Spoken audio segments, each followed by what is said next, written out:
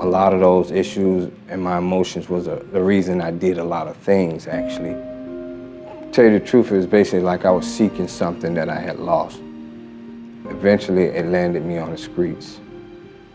I ended up overdosing. I died in somebody's car. They was gonna throw my body out of the car.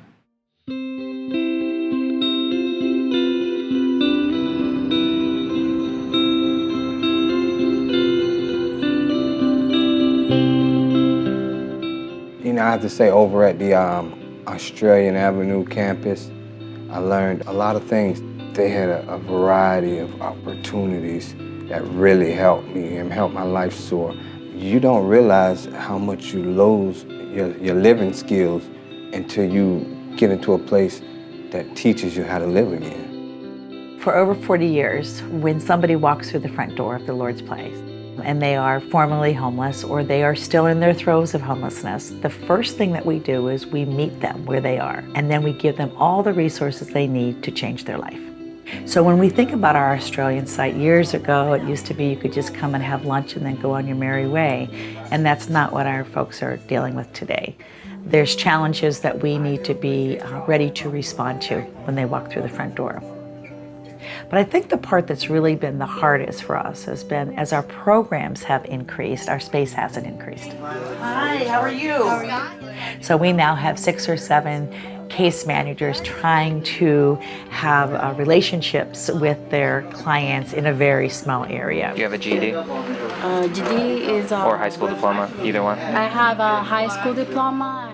I can't tell you how many times people have called us and asked us, would you be willing to expand some of your services? And the answer has always been no.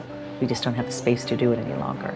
That's why the expansion of this building is critical for us to continue to do the work that we've always done.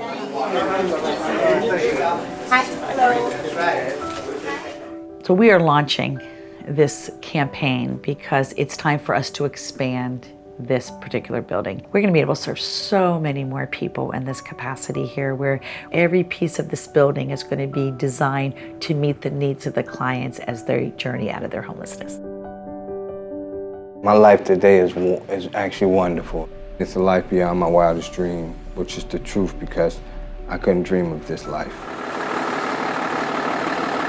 I have a full-time job at Palm Beach Collision. I also learned how to drive tow trucks. It's wonderful.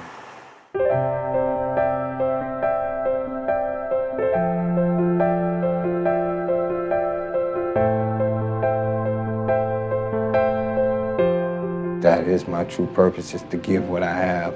You know, Lord's Place giving me something, and I need to give it to everybody else.